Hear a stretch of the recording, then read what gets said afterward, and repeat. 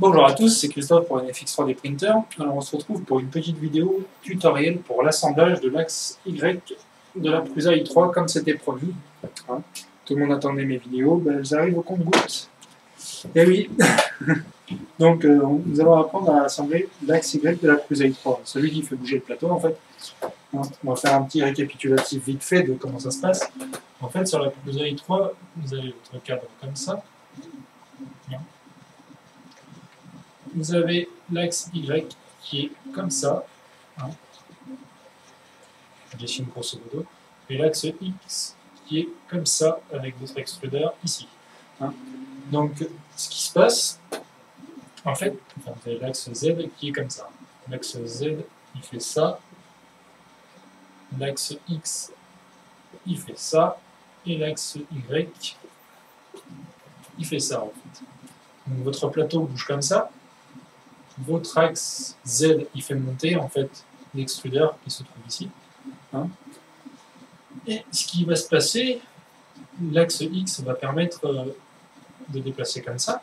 Et en fait, ce qui va se passer, c'est que pendant que le Z va bouger, en fait, comme ça va poser la matière comme ça. Enfin, comment dire? Non, ça va pas poser la matière comme ça. Ce que je vais me faire, c'est l'axe X. En fait, ça va la poser comme ça, en montant. Sur le plateau. Hein. Si on passe sur notre angle comme ça, en bougeant, ça va la déplacer comme ça. Mais justement, le X va faire ça, lui. En même temps que le Y va bouger. Voilà. Et en fait, votre objet, il va poser une fine couche sur l'imprimante. Après, le Z va venir poser une autre couche dessus en montant. Encore une, encore une, encore une. Puis au final, ça va vous donner un objet. Hein, en montant, vous allez avoir un objet qui va se créer au fur et à mesure. Hein, vous allez avoir, un truc qui va se faire comme ça.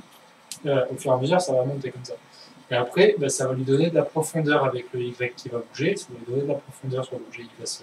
Ça va créer un volume, quoi. Ça va créer un truc. Alors, en fait, le X va se charger d'amener la matière en bougeant comme ça, horizontalement. Mais l'axe Y aussi. En fait, le Y et le X vont bouger ensemble et ça va créer votre objet en faisant un rond. Ça va faire un rond. En complétant les deux mouvements, ça va créer une forme. Voilà. Donc après, la dimension de l'axe Y va correspondre à peu près, on va dire, à un plateau de 20 cm. On va dire que le plateau il fait à peu près 20 cm. Après, vous allez avoir à placer les axes, enfin, vous allez avoir à placer l'axe X en fait en fonction de la profondeur de votre axe. Alors, pour expliquer, en fait, la coupure du plateau va correspondre, la longueur d'ici à ici va correspondre, en fait, il va falloir prendre en compte le fait qu'il y a l'extrudeur ici. Et la pointe de l'extrudeur qui est ici, quand le plateau sera au maximum avancé, la pointe de l'extrudeur devra être au coin, hein, elle devrait être au coin de votre plateau. Elle devrait être au point le plus proche, c'est-à-dire ici, quoi.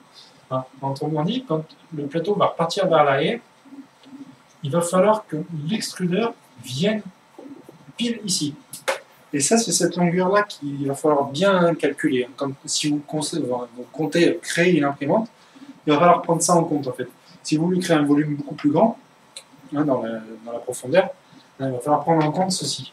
Hein. Ce qu'il faut, c'est que votre extrudeur, quand il descend avec le plateau à fond ici, il faut qu'il soit là, hein, qu'il soit pile sur le bout du carré, le bout du plateau.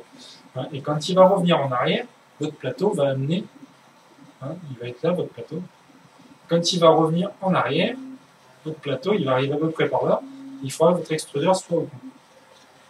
Et ça, c'est cette longueur-là qu'il faut déterminer, en fait. Hein. À peu près pour un plateau comme ça, il faut à peu près compter 20 cm, c'est à peu près ça. C'est à peu près ça, en fait. C'est 20 cm. Hein. Il faut prendre en compte le truc. Mais après, l'extrudeur, ça dépend du modèle que vous allez utiliser, hein, de la profondeur qui va sortir. Parce qu'en fait, l'extrudeur, lui, va faire déjà sa dimension. Il y a bien 5-6 cm à calculer en plus. Donc, du coup, il faut compter une bonne petite valeur. Quoi. Genre 22, 23, vous serez bien. Quoi. Voilà. Donc, cette petite vidéo explicative vous parle des axes. Hein. Je vous explique un petit peu le truc. Et je vous explique un peu comment fonctionne l'imprimante 3D. Hein, déjà. Donc en fait, vous avez compris le truc, hein, ça dépose de la matière au fur et à mesure, et avec l'axe Z, ça va monter et ça va poser la matière comme ça. Et à la fin, vous allez obtenir un objet. Donc, qu'est-ce que je peux dire d'autre? Après, il va y avoir les vitesses qui vont être générées par les moteurs, hein, moteur par appât comme celui-ci, hein, qui va générer une certaine vitesse, et ces vitesses-là vont être calculées en fonction de la courroie, hein, de la dentition de la courroie, mais également de l'engrenage que vous allez utiliser sur la courroie. Si par exemple vous utilisez un engrenage de 16 dents, il va y avoir un certain nombre de pas par millimètre à régler par rapport au calibrage du moteur, hein, et au calibrage, en fait, sur la carte électronique que vous allez avoir. Je vais vous montrer ici. Sur la carte électronique que vous allez avoir des contrôleurs de moteur par appât, hein, qu'on appelle des step sticks. Ouais, des sticks d'étape, quoi. Et en fait, sur ces petits step sticks, vous allez avoir en dessous des jumpers à régler. Et ces jumpers, en les changeant,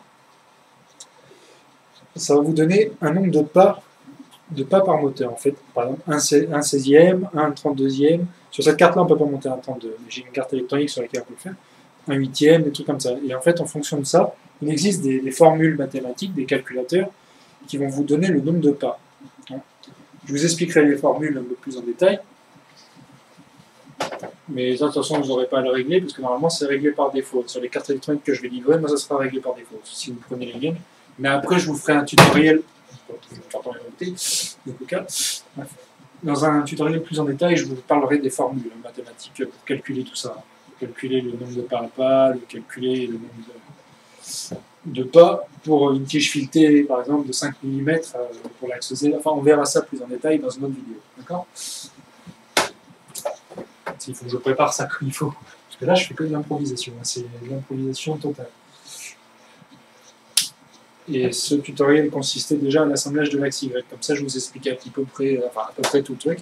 Hein, parce que l'axe Y, c'est par celui-ci qu'on commence. On pourra commencer par le X, mais j'aime bien commencer par le Y. Et je pense que tout le monde fait à peu près comme ça. Ce n'est pas celui-ci hein, qu'on va assembler. Celui-ci, c'était un modèle pour vous montrer comment c'était fait. Hein, la structure, pour vous expliquer un peu le truc. Je vais finir de vous expliquer un petit peu le fonctionnement. En fait, vous avez un capteur ici de fin de course qui va se placer ici. Celui-ci, en fait, il va servir tout simplement quand le plateau sera monté. Il va servir à lui dire tout simplement que ici, il arrive. Voilà, il va cliquer et ça va lui dire que ici c'est terminé en fait pour lui, que le moteur doit s'arrêter. Et ce point d'arrêt va en fait déterminer votre point de départ. C'est-à-dire que votre point de départ ici, c'est votre point de départ ici en fait. Hein, c'est-à-dire que quand le plateau va toucher ici, lui là-haut il devra être au point d'origine. C'est-à-dire que votre point d'origine Y va être au mieux, si vous avez bien réglé, il va être au mieux au niveau du plateau. C'est-à-dire que vous allez calibrer vraiment quelque chose de bien. Alors en reculant comme ceci, si vous avez bien réglé, et que derrière il n'y a rien qui gêne, votre plateau va amener l'extrudeur ici, à l'extrémité de votre plateau. Et normalement, vous aurez à peu près une vingtaine de centimètres, hein, si vous avez bien fait. Si vous avez quelque chose qui gêne derrière, par exemple la courroie qui est mal coupée, ça peut arriver que, justement, comme ça va faire un point de blocage, il va falloir régler pour que le moteur s'arrête ici. Vous allez devoir déclencher un arrêt d'urgence parce que le moteur va forcer. Et ça va toucher en fait ici. Et ça, il faudra bien penser à le mesurer au millimètre. Quand vous allez faire des réglages de répétier, je vais vous expliquer comment faire parce que j'ai ce répétier Host, qui est un logiciel gratuit open source. Je vais vous expliquer comment le calibrer au millimètre près. Et normalement, si mon plateau est bien conçu, parce que moi je vous fournis un plateau que j'usine moi-même, s'il est bien conçu et que vous avez bien fixé le truc et comme il faut, théoriquement, on va avoir un maximum de mouvement pour essayer d'atteindre le maximum de dimensions possibles. Hein. Parce que par exemple, sur la Prusa que j'ai moi là-bas, qui tourne actuellement en train de mettre mon objet, c'est une Prusa sur laquelle j'ai monté une carte électronique derrière, mais j'ai fait un coffrage qui tourne à peu près à ce niveau-là, et du coup j'ai perdu quelques centimètres, quoi. Je suis à 17 cm. Voilà. Du coup j'ai perdu de la dimension juste à cause de ma carte électronique que je dois reculer, que je dois intégrer ailleurs. Mais ça c'est actuellement, ça ne gêne pas, quoi. Pour l'instant j'imprime des objets qui ne font pas trop grand. Voilà.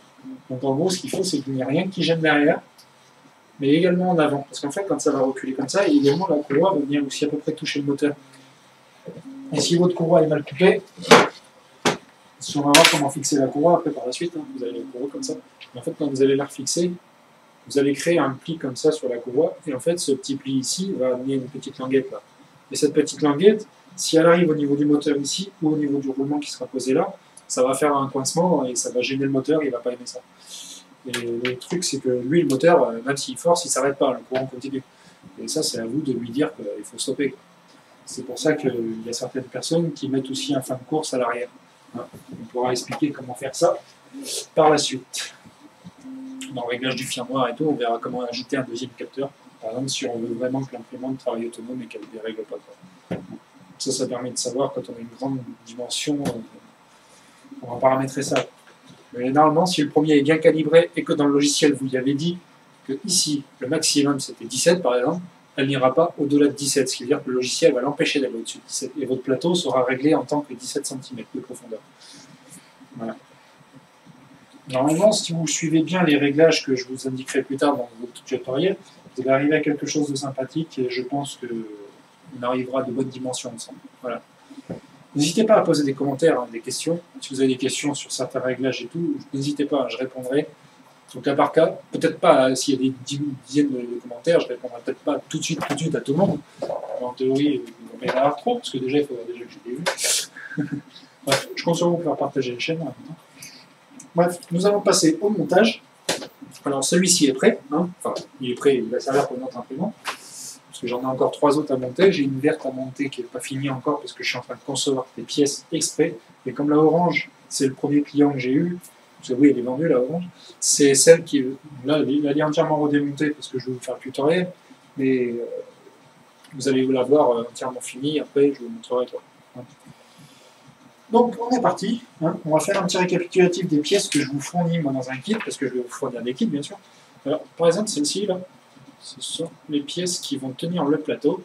Moi j'ai déjà intégré les roulements dedans. Elles arriveront, vous aurez directement les roulements dedans, histoire de ne pas vous embêter. Si vous voulez que les kits arrivent sans les roulements dedans, ça ne change rien, je peux vous les mettre à part. Ce sont des roulements LM8 UU. En fait, ce n'est pas des roulements, en fait. On appelle ça des rouleaux à billes, parce qu'en fait, à l'intérieur, il y a plein de petites billes qui vont faire coulisser sur une tige lisse. Ça coulisse sur une tige lisse. Bon, il y a des gens qui connaissent certainement le principe, mais j'explique en même temps pour ceux qui ne connaîtraient pas. C'est pour ça que je fais une vidéo un petit peu comme ça, qui risque de durer un petit moment, puisqu'on va avoir l'assemblage à faire ici en deuxième partie là, de la vidéo. Là, je vais rapprocher la caméra pour que vous voyez un peu mieux. Donc,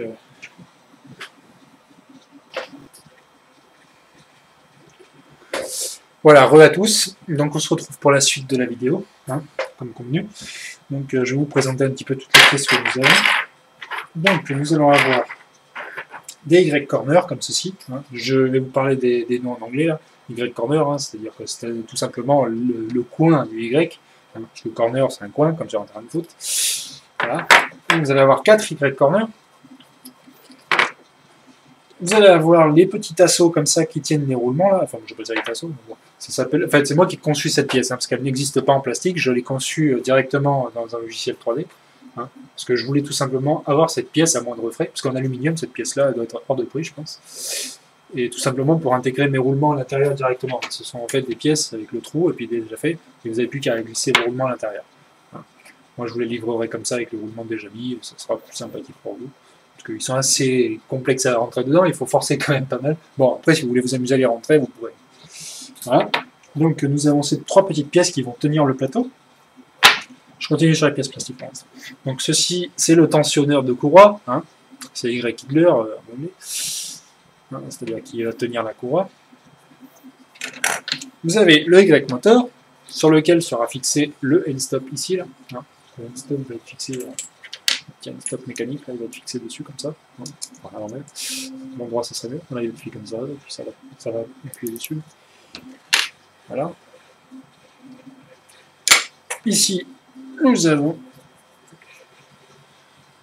le petit support, en fait, ce qui va venir fixer la courroie au milieu du plateau. En fait, vous allez avoir la courroie qui va venir tirer de chaque côté. Ça va faire un petit nœud comme ça, là, et puis la courroie va tirer de chaque côté pour faire bouger le plateau. J'ai l'impression que je suis un petit peu haut de la caméra. Là. Je vais essayer de la redresser un tout petit peu. Voilà. Ça, vous verrez mieux mon cadre, désolé. Donc, comme je disais, ça va venir tirer la courroie de chaque côté, comme ça va amener. Voilà. Ça va faire glisser le plateau. Ensuite, nous avons un ensemble de visseries qui va être complète, normalement, quand elle va arriver.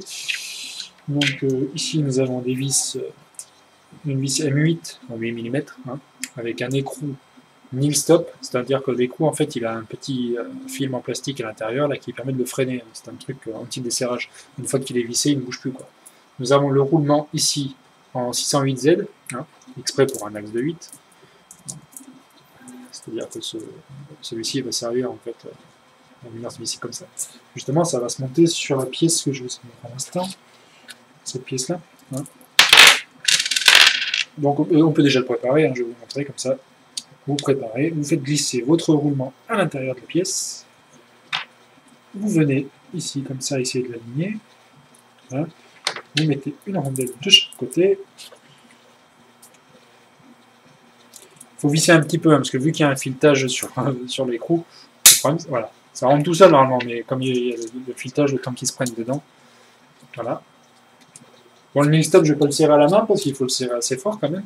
Enfin, je veux dire, le serrer, mais pas trop non plus. Il ne faut pas que ça serre le plastique, il ne faut pas que ça le bouffe, il faut que le roulement puisse tourner. Vous avez la pièce qui est finie d'assembler, on l'a déjà préparée comme ça. Pas tout à fait, il reste encore un truc à faire dessus. Vous avez la M4 ici, que je vais vous fournir dans le kit là. Vous avez la M4. Alors cette M4, elle va venir en fait, vous avez l'écrou M4 ici, le petit écrou. Vous venez en fait, il y a un petit logement, vous allez voir à l'intérieur. Vous allez essayer de le positionner comme il faut. Normalement ça rentre tout seul. Vous venez ici le caler avec votre doigt, s'il ne doit pas sortir du petit emplacement. Ensuite vous venez visser la M4 ici, sans que l'écrou sorte. En fait cette M4 va servir à une chose, c'est-à-dire qu'en fait quand l'axe va être, enfin la tige filetée va être à l'intérieur, elle va servir tout simplement à régler la tension de la courroie. Ça va être, c'est pour ça que ça s'appelle le tensionneur de courroie. Voilà. Toutes nos pièces sont prêtes, donc nous allons passer au montage. Alors les écrous et les rondelles et tout, c'est fourni en nombre suffisant, c'est-à-dire que je les ai comptés. Il y en a 37 normalement, un peu plus, comme ça. Ensuite, vous aurez deux tiges lisses, avec un traitement de surface. Celle-ci est finie, l'autre je ne l'ai pas encore tout à fait fini. Je leur donne un traitement de surface brillant. Ce sont des tiges d'acier que je me fournis tout simplement, que je fabrique moi-même, enfin que je retaille moi-même, c'est des tiges que j'achète et que je recoupe à la dimension que j'ai besoin avec un traitement à la fin. Je les nettoie proprement. Celle-ci a été finie, elle est brillante. Celle-ci n'est pas tout à fait finie, il me reste encore un traitement à lui faire, mais là je vais assembler pour le montage pour vous montrer. Mais je veux dire, ça n'empêche pas de coulisser, le roulement dessus fonctionne quand même. Je veux dire, sans le granulage, vous voyez, là c'est différent, ça coulisse tout seul, c'est vraiment nickel. Quoi. Donc ces tiges font 35 cm. Là vous aurez de la tige filetée qui fait à peu près 37, 37, 38, ça gêne pas, c'est qu'après ça va être fixé de toute façon. De toute façon, ce qui compte après, c'est que les tiges lisses soient parfaitement rentrées dans l'Y-corner. Voilà. Ensuite, vous aurez 4 tiges filetées de 21 cm. Moi, j'en ai deux qui sont un peu plus grandes parce que c'était pour des tests. En fait, sur l'extérieur, je voulais fixer la carte électronique sur un autre projet. Je voulais tester. Mais elles seront recoupées à 21 cm, toutes comme il faut. Ça, ce sera nickel. Et normalement, elles auront peut-être une petite peinture noire, comme vous avez vu sur l'autre cadre que j'ai fait. Sur l'autre, elles étaient noires. Ça donnait un petit style sympathique que j'aime bien. Voilà. Alors, on est parti. On va commencer l'assemblage de l'axe Y. Alors, ce que vous faites, c'est que vous prenez les deux tiges comme celle-ci de 21. Vous prenez ça pour commencer. Vous le mettez au milieu. Les Y moteurs, vous le mettez au milieu. Vous prenez les rondelles. Voilà. Vous prenez les écrous. Ça, je vais vous expliquer comment ça fonctionne. Il ne faut pas être débile. Ouais, je risque d'être un peu familier, mais ça c'est normal, c'est ma façon de parler. Mais moi ça me prouve une chose, c'est que je suis pas quelqu'un de coincé niveau conversation.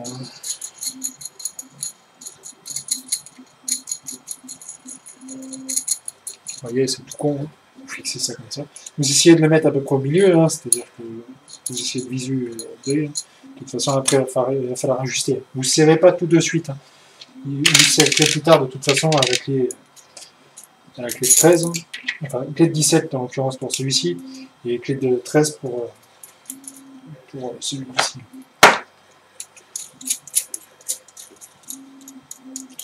On va dire que pour l'instant, ne serrez pas, hein, c'est vraiment l'ajustement après, parce qu'en fait, il va falloir rajuster une fois que ça sera tout monté sur le châssis.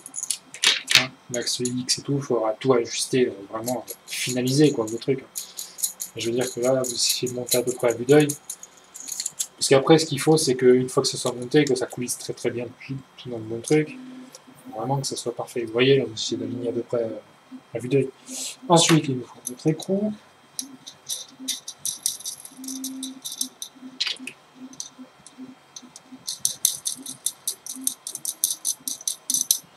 Vous remettez deux autres rondelles. Bon, essayez de ne pas faire tomber non plus. Voilà. Ensuite, vous essayez de positionner le truc comme ça. En fait, là, la partie qui va tenir le end stop doit être à l'extérieur. Donc, le corner, il doit être comme ceci. Voilà, ça rentre tout seul. Ensuite, les rondelles, on continue. Il en faut deux. Voilà. Vous essayez de le visser en fait de façon à ce que si vous avez pris un 21 pile, c'est-à-dire que le 21, ça va venir à peu près au niveau du coin. C'est-à-dire que là, il va rester quoi, quelques millimètres de la tige filetée. Ça va être vraiment au mini. Hein. Vous essayez d'amener comme ça, vous reculez le corner. Et là, vous essayez de serrer à peu près la main vite fait comme ça. Parce que de toute façon, après, il va falloir bouger pour voir si c'est bien positionné par rapport au cadre. Hein, parce que l'écartement du milieu va correspondre à l'anthrax des trous qui sont dans le cadre déjà. Voilà, donc il nous faut encore deux autres écrous. Alors, on joue au Lego là. Voilà, comme ça. Alors, les vidéos risquent de durer un peu longtemps sur YouTube, mais bon, c'est pour que vous soyez bien dans le truc. Quoi. Comme ça, vous pourrez faire pause, reprendre sur la vidéo. Hein, vous saurez où vous en êtes à peu près. J'essaie de faire quelque chose de sympa. Quoi. Je fais pas une vidéo bâclée d'un truc qui va durer 5 minutes sans parole, sans rien. Parce que j'ai vu des vidéos explicatives justement sur le tutoriel de ça. Et je trouve que ça manque un peu d'élocution. Même, je veux dire que même pour monter une Prusa U3, ça manque encore de vidéos françaises. Mais je trouve ça dommage parce que c'est une imprimante, la Prusa U3, c'est vraiment. Ah bah, il y en a qui me parlent encore.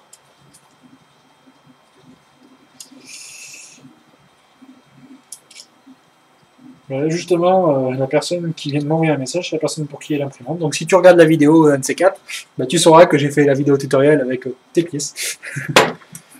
Donc voilà, première partie terminée. On va passer à deuxième morceau.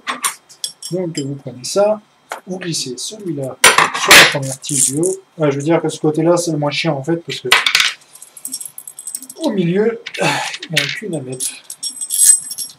Enfin, il n'y a qu'une tige sur laquelle il faut mettre des trucs jusqu'au milieu. L'autre tige du bas, il n'y aura que 4 écrous à mettre. De toute façon, si vous avez géré à la fin, vous n'aurez plus d'écrous. Ce sera tout mignon.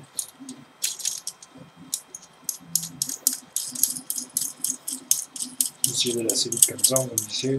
C'est ça qu'on voit que quand les tiges filetées sont bien usinées, c'est que ça glisse tout seul. Parce qu'il y a des tiges filetées sur lesquelles des fois ça rentre pas bien et on fait chier. Donc là, il nous faut des coups encore sur celle-ci, mais pas jusqu'au milieu. Là. Essayer de l'emmener à la longueur du corner. Donc on met ça comme ça.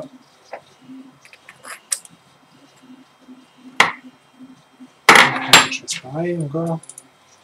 Enfin, vous avez une plus grande envie.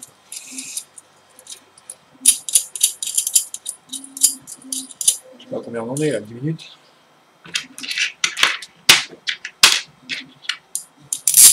Hop. On va faire de l'autre côté.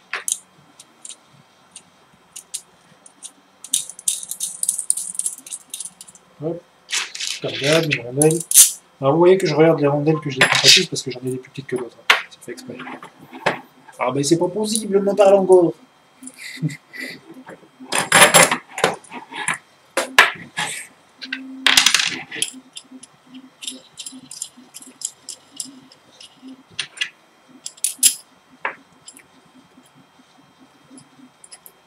Alors, vous voyez d'ailleurs on me parle mais je fais quand même.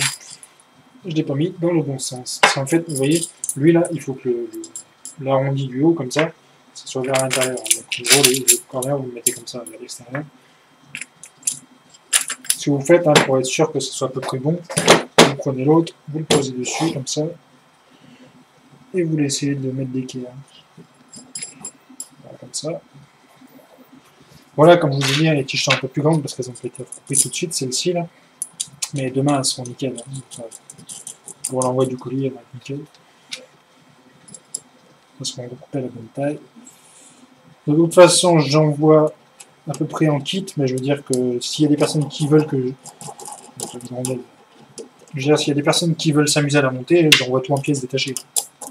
On met tout dans un sachet séparé, réglé comme il faut. Les écrous, les plastiques et tout. Voilà. Si vous voulez vous amuser à monter le plastique, vous amuser à monter le Lego, hein. Je vous le mets en Lego, hein. Pas de souci. Moi, vous ne paierez pas plus cher hein, si ça assemblé ou pas.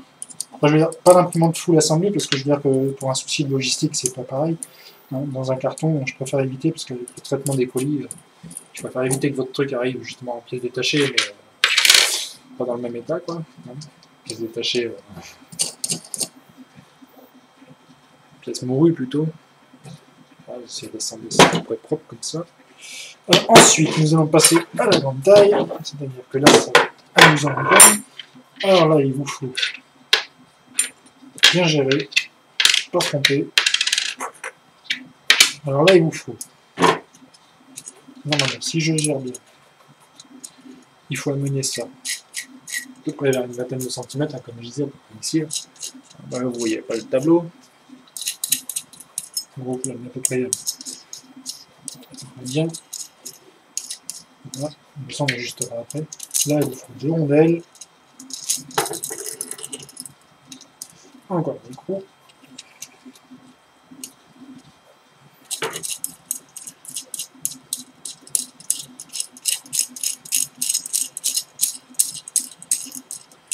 Essayez de garder un petit écartement comme ça vous évitera de faire chier de faire plus tard. Là, vous avez encore un écrou. Alors c'est de la tige de 10, hein, enfin de 10 mm, c'est-à-dire 1 cm.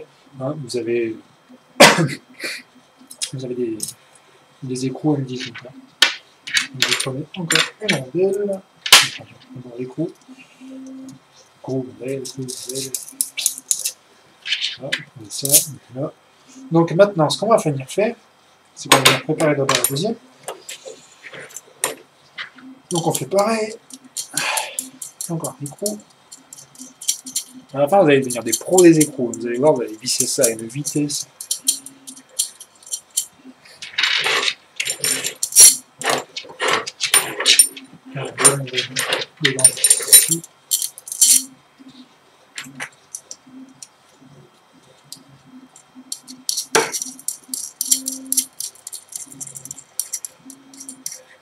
Voilà, on va essayer de faire à peu près bien. Encore un écrou.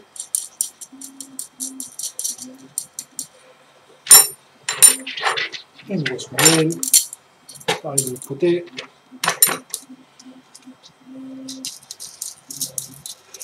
Écrou. Rondelle. Et voilà, une fois que vous avez les deux, vous essayez de faire ça. De côté, ce serait pas mal. Bon, après, on ajustera en fonction du cadre que vous allez utiliser. Bon, vous essayez de peser ça comme il faut. Là, par exemple, que les tiges ne sont pas tout à fait de la... Enfin, il y a 1 mm, quoi. Voilà. Donc, ce que vous faites, c'est que vous prenez ça. Donc, il nous faut la courroie sur l'arrière et le moteur sur l'avant. Parce que j'aime bien avoir mes end-stop à visu. Donc, vous prenez ça. Vous le mettez dedans. Ça, pareil, là-dedans. Ensuite, ce qu'il faut faire, vous allez prendre vos tiges vis là, vous allez rentrer d'un côté. Ça. Rentrer ça à fond. Hop. Et maintenant, ce que nous allons faire, c'est qu'on va prendre les petits tasseaux là. Les petits rayons.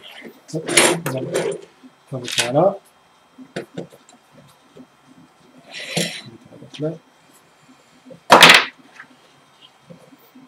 Vous allez mettre ici. Et maintenant que c'est fait, on va pouvoir faire pareil.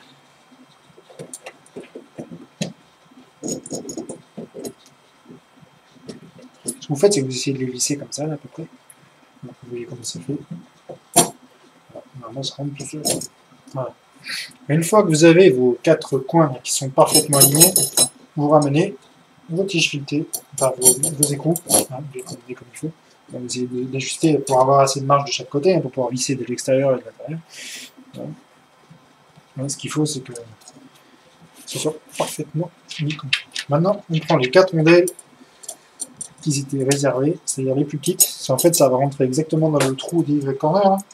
Celle-ci de rondelles, je vous garantis qu'elles sont chiantes à trouver. C'est du M10 toujours, mais taillé plus petit. Voilà, on ça sur la rondelle. Comme ça, vous ramenez l'écrou ici. Voilà, contre l'écrou, fermé. Pareil ici. De toute façon, les tiges vont dépasser, ça c'est forcé. Hein. Mais je veux dire que vaut mieux en avoir plus que pas assez.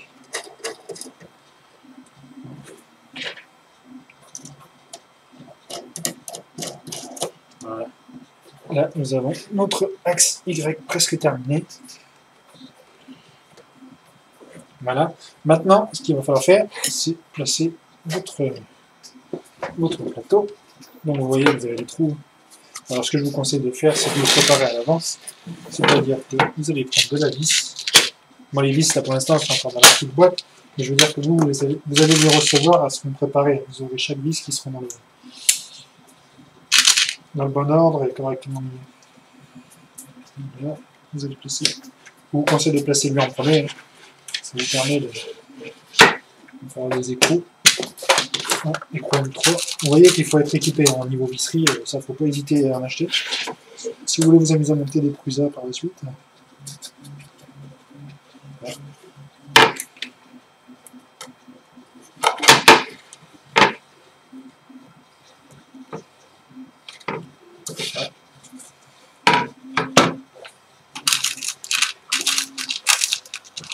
Oui, vous vous fournir M10, M8 et tout le bazar, il ne faut vraiment pas hésiter à acheter de la quincaillerie. Mais je veux dire qu'à moindre coût, vous pouvez vous monter un cadre de Prusa, c'est vraiment parfait. Le coût le plus cher, en fait, c'est pas tellement la quincaillerie, c'est plus l'électronique de l'objet, quoi. L'électronique, les moteurs, tout ce qui est tapis chauffant et tout le merdier, là, ça coûte cher. Bon, après, vous voyez que moi, pour 560 €, vous avez une machine. Bon, vous voyez que c'est pas fini de peindre là, parce qu'en fait, j'attendais que ça sèche d'un côté pour finir l'autre. Et demain, j'ai une bouche à donner, enfin, demain, parce que moi, je dois donner ici. C'est-à-dire que voilà, j'ai encore une couche à donner sur l'objet pour la finition et tout. Donc, maintenant, on essaie d'aligner ça à peu près comme il faut. Voilà.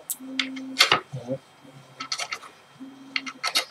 C'est parfaitement aligné, hein, comme je disais, l'aligner. Vous essayez d'aligner ça comme il faut. Voilà, normalement ça rentre tout seul. Si je suis aligné, voilà, comme je disais. Voilà. On met l'autre. On met l'autre encore. Vous en avez pile poil le nombre normalement. Si j'ai géré dans votre sachet. Si vous en avez une de trop, vous la gardez. Hein, vous dites voilà, vous avez un plateau qui translate nickel. Bon, les écrous, je vais les mettre. Je vais en mettre quelques-uns parce que de toute façon, il faut que je redémonte. Mais je veux dire, pour la vidéo, je vous explique comment on met un boulon. Au cas où. Non.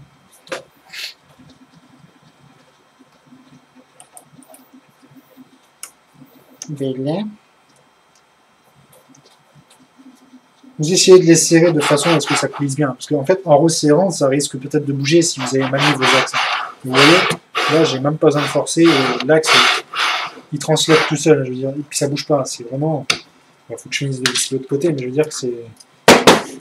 Les pièces que j'ai étudiées, je suis assez content d'avoir étudié quelque chose de sympathique comme ça. Parce que ça permet de. Après, ce sera à vous de faire évoluer vos imprimantes, hein, d'apporter vos améliorations. Mais vous voyez que franchement, moi je suis content parce que j'ai un plateau en aluminium sur lequel j'ai expliqué dans une vidéo précédente. Quand j'appuie là, en fait, ça bouge. Et il est arrivé que les roulements frottent avec le plateau en aluminium sur la tige lisse. Et franchement, je trouve ça vraiment Nul.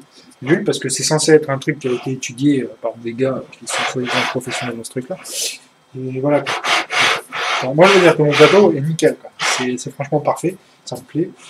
Voilà. Donc, nous allons passer à quoi? Oui. Il vous faut un moteur. Il vous faut ces petits trucs.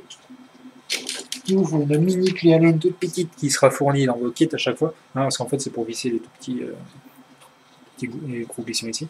Hein, en fait, ça, c'est une poulie GT2 hein, avec un certain nombre de dents.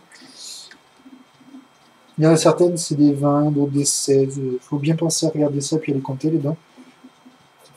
Alors, moi, je vous fournis des 20, je crois. Je crois que c'est des 20. Parce que moi, j'ai acheté de la 16 et de la 20. Il faudra que je recompte pour vous expliquer précisément le truc. Donc, vous prenez votre truc comme ça. Vous essayez de voir à peu près comment vous allez mettre ça. Et vous prenez votre moteur et vous mettez le fil qui part vers là-bas. Parce que de toute façon, après, les fils ils vont dégager à l'extérieur de l'imprimante. Alors, ici, vous allez venir visser ceci. Alors là, l'écrou que j'ai pris, il est un peu trop vite. Enfin, le vis que j'ai pris est trop vite. C'est pas ce que là. Hein, je veux dire que moi, ce sera correctement mis dans votre colis. Hein. C'est vraiment...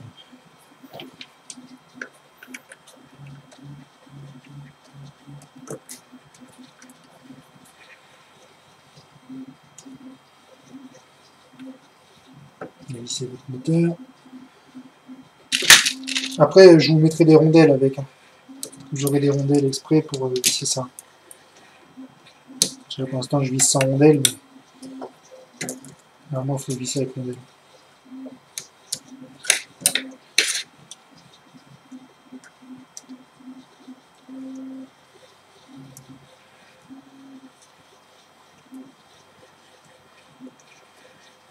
Ah, c'est juste pour vous expliquer le montage de l'axe Y.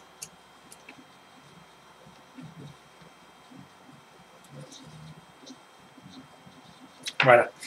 Notre moteur est en place. Nickel. Alors maintenant, ce qu'on va faire, c'est qu'on va retourner légèrement. Vous allez prendre votre courroie.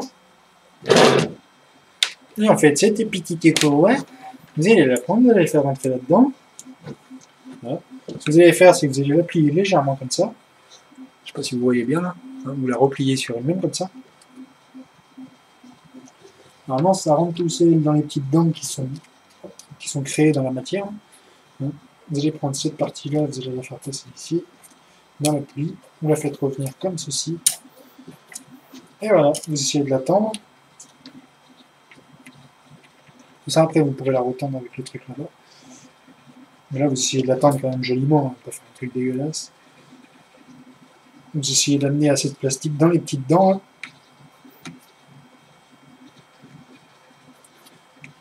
Et là, vous essayez de le placer correctement. Il faut que ça prenne. Voilà, là, ça a pris. Vous essayez de dégager l'autre, là, parce qu'en fait, ça va coincer un petit peu dedans.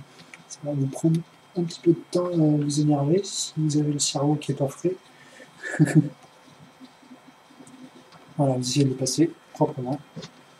Et en fait, une fois que vous avez fait ça, vous allez prendre des colliers en plastique, des espèces d'horizons, comme ça, et vous allez venir serrer votre courroie comme ça. Hein. Vous allez bien la serrer comme ça. Ça va vraiment être sympa. Et après, ben, en fait, en fonction de derrière, là, vous allez venir serrer la courroie. Hein, vous allez tirer en fait ici, enfin la vis, vous allez la serrer. Et en serrant la vis, vous allez augmenter la tension de votre courroie. Vous voyez? Ça augmente la tension de ma courroie proprement. Hein. Bon, après, je veux dire que moi, il y a des morceaux qui dépassent, puis bon, là, elle a été coupée un peu plus grande. Mais je veux dire, après, une fois qu'elle est en place, voilà, quoi, ça ira tout seul. Hein. Ça sera vraiment... Voilà. Là, il y a le fil qui gêne. Ça veut dire que voilà, quoi. Vous voyez que là, nous allons vraiment avoir une surface, mais ça va être nickel. Ça va être vraiment parfait. Voilà, voilà.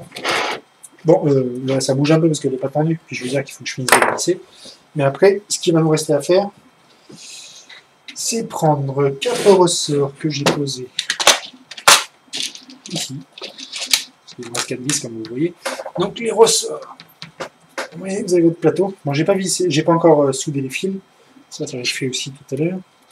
Donc là, vous mettez vos 4 vis.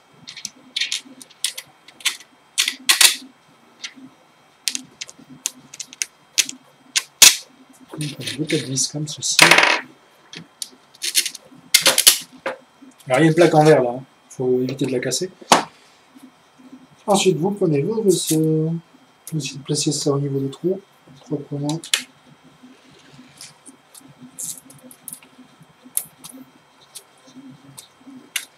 Et en fait ces ressorts vont servir au calibrage du plateau. Ça va permettre d'ajuster une certaine force de chaque angle. Voilà, ça vous permettra de régler votre plateau comme il faut. Selon comment vous allez visser dessous, hein, vous allez voir que ça va descendre. Alors là, on va essayer de mettre quelques petits écrous.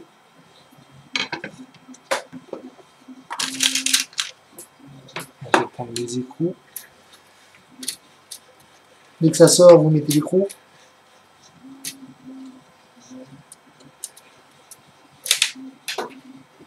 Bon, on va prendre un autre.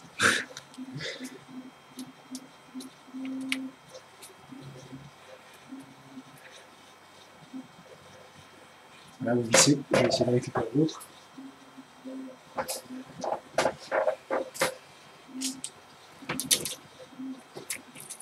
Vous essayez de serrer en croix, ça serait pas mal.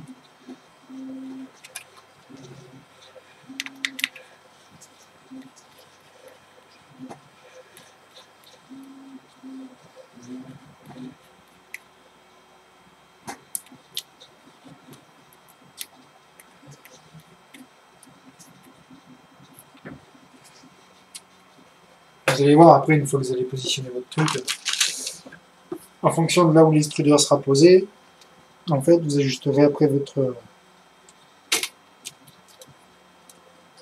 plateau. En fait, il faudra qu'à chaque coin, vous ayez la même hauteur de couche de l'extrudeur. Voilà. Et le dernier.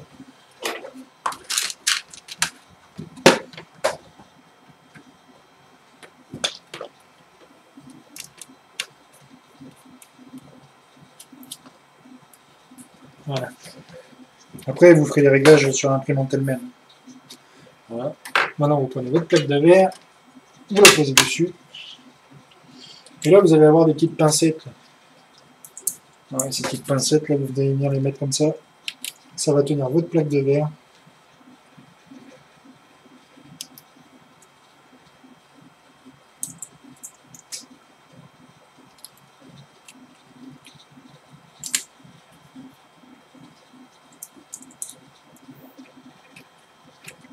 Là. Si vous avez bien mis la plaque de verre, normalement ça va nickel.